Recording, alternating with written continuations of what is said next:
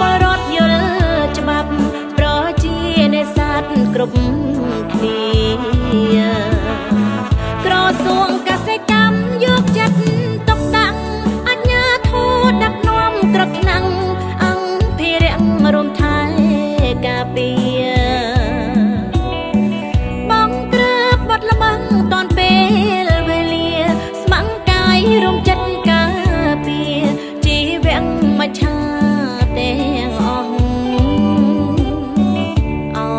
ក្រចេះទេសចរខ្ញុំអើយមេគង់អូមត្រើយជីវៈជុំរំកោះព្រំចារីបងអួតសំរងឆ្នេរខ្សាច់ផងវត្តសងក្បងក្បែរម្លប់ព្រឹកសា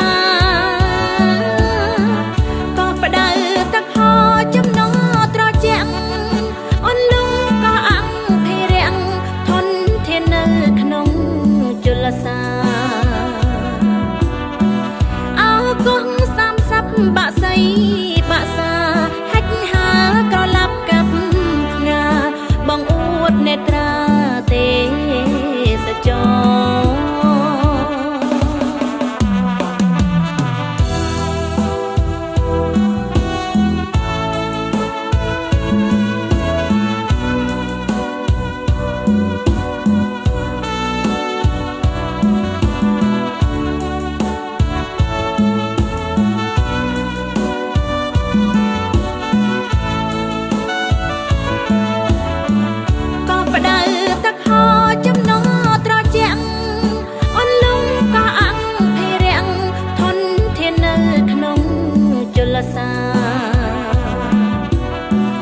អោគង់30បាក់សៃ